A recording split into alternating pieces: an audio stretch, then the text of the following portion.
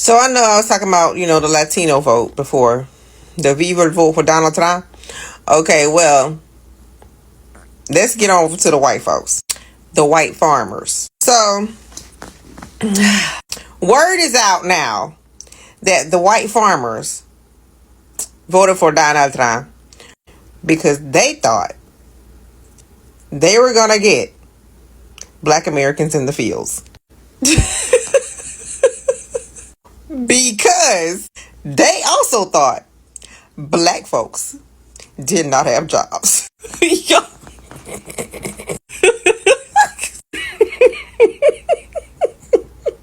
So when we put this all together, somehow the white farmers were convinced that black folks don't have jobs. We don't work.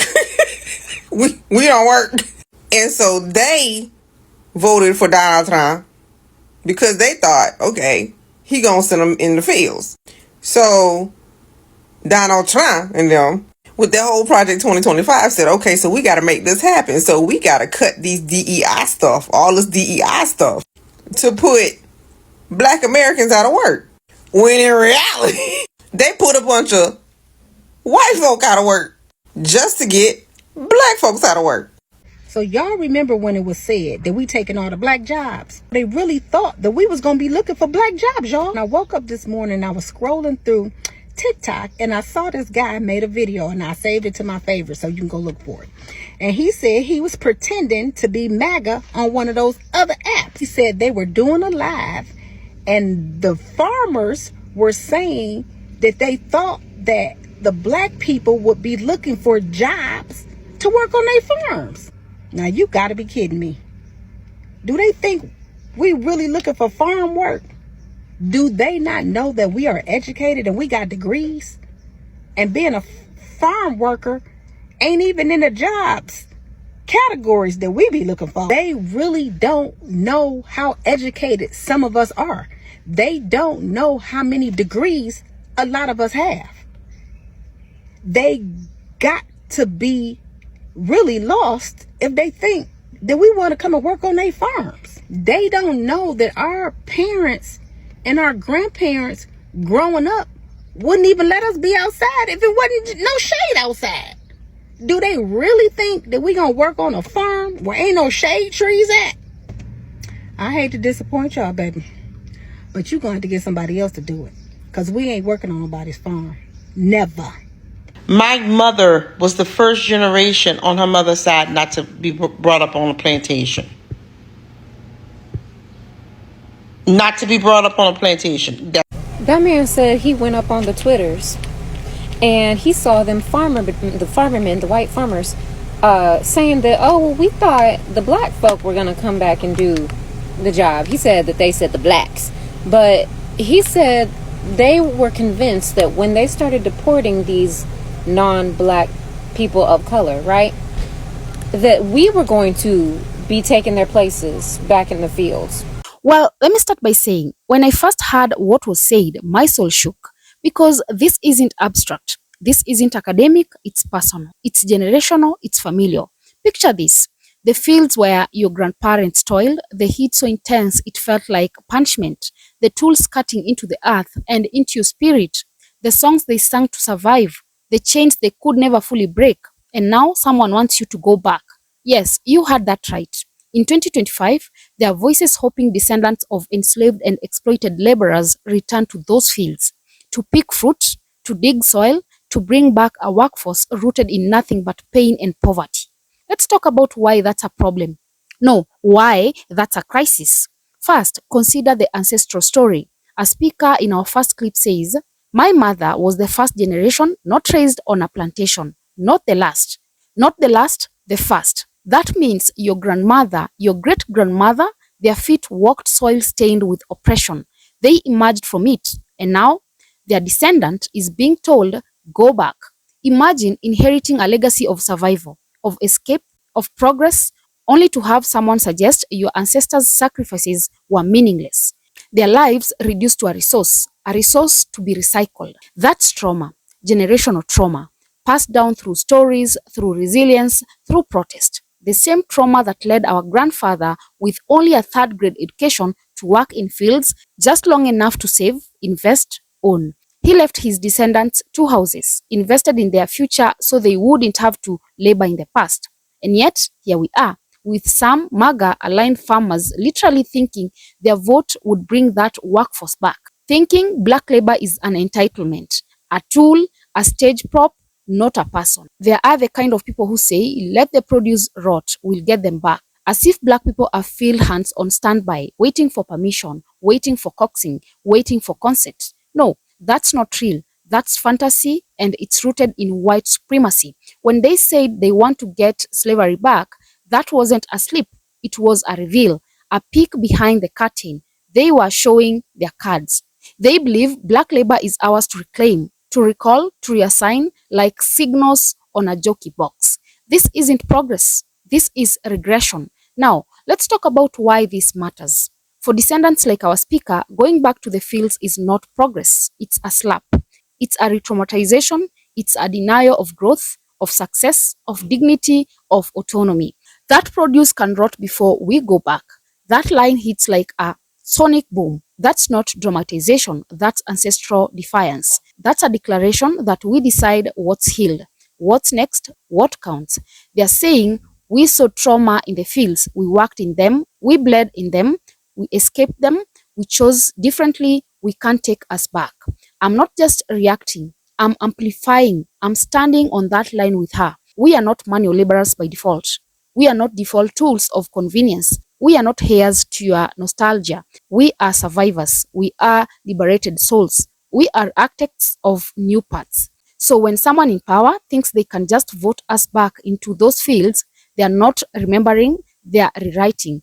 And rewriting history for racialized exploitation is violence.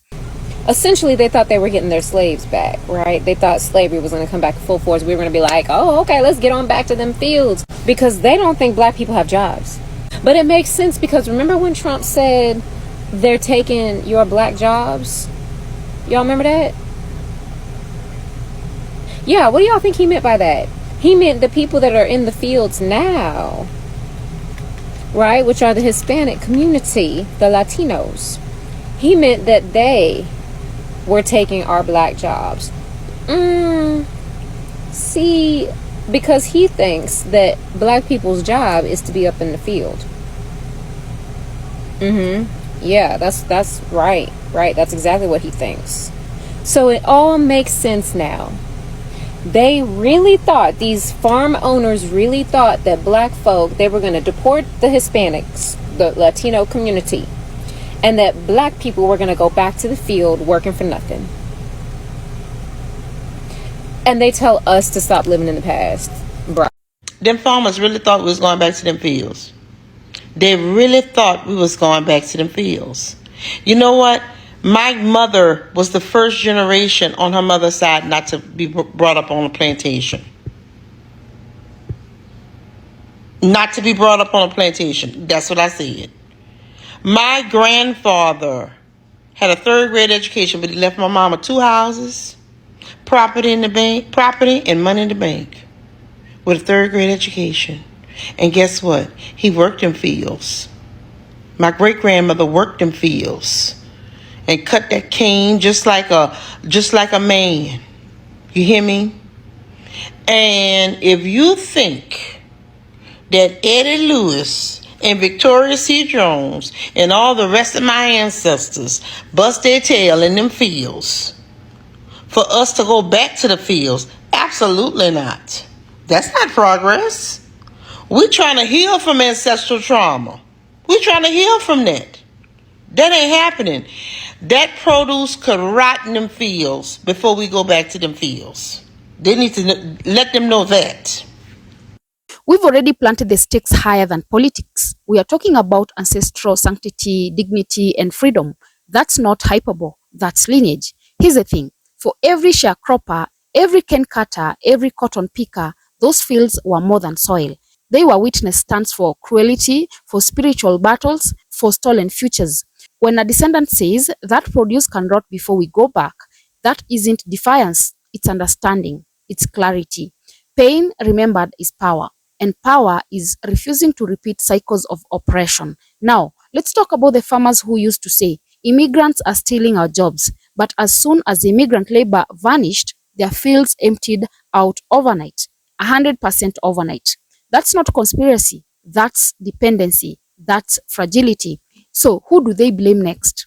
Black Americans, people who've already been through this storm, people who sweat on the cotton bales built the economy. Imagine that. People crying poverty while profiting off exploitation for generations. Then, when their model collapses, they want to press reset and bring back the most exploited group. That is entitlement. Entitled to black labor, black toil, black physical effort, no question asked, no care for lineage, no honor for autonomy.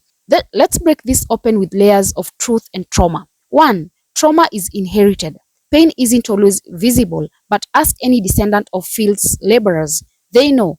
They feel it in their bones, their boundaries, telling them to go back. That is erasure. 2. Progress must be protected. This speaker talks about breaking cycles, about saving money, about owning land. Those are acts of liberation. Going back undoes years of emancipation, not just literal freedom, but psychological and economic release. 3. Racism has a price tag. We had it. Racism is expensive. Good value on both ends. On the one hand, it's priceless dignity being stolen. On the other, pockets emptying out when that racism meets reality. So I just saw this video of this white man who's not MAGA, by the way, or at least he says he's not, but because he damn sure selling the look. But he says he has a fake account over on Twitter, and he joined this group of white farmers, and he's pretending to be MAGA just to see what they're talking about. So apparently they had this group chat or group call where the white MAGA farmers were upset and saying the only reason why they voted for shitty britches was because they thought the blacks didn't have jobs and the blacks would come back and work their fields. They thought they were going to get slavery back by voting for shitty britches. But they have been saying loud and proud with their chest that immigrants were taking their jobs.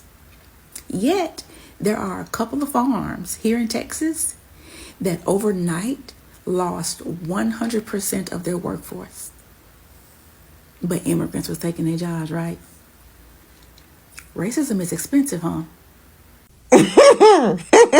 And so all these cuts that are happening are to try and harm Black Americans so much till they think that we're going to go into the fields. Now, when you think about that, that makes you double back and see why they want the Latinos out. Because the Latinos, right, to them, they are reproducing entirely too fast, okay? And so they're like, we got to get them out of here because Black Americans don't reproduce as fast as the Latinos. And so if we could get them out, then the Black Americans can take their place in the field. This is for real. And so now you double back to the black jobs. They're taking your job. This is our moment. The structural arc of history is bending. The black resistance is holding it in place.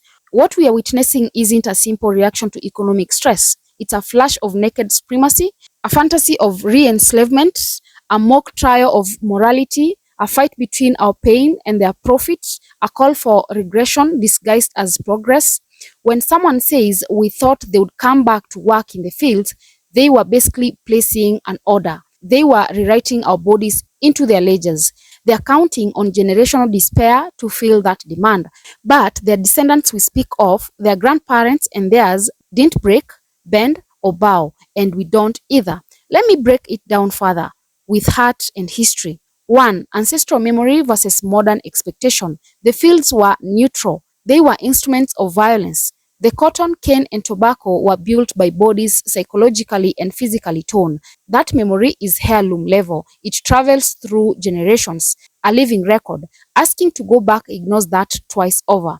Number 2, labor versus liberation. No shackles say field, but those fields were never free. That system bred poverty under the banner of honest work, but let's be precise. That honesty was forced, coerced, inescapable. Modern descendants are saying, we'll take honest but not forced. We'll take paid but not coerced. We'll take choice but not captivity. Number 3, economic dependency and racial entitlement. You hear it. Immigrants taking jobs, but when immigrant hands vanish, farms crash. That's not theft, that's dependency.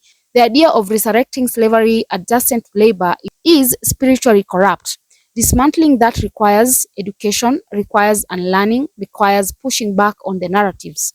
Our history is not their commodity. Our freedom is not their permission. We choose better. Guys, drop a comment. Let me know what your thoughts are about this, and also remember to subscribe, like, and share as well. And until next time, bye-bye.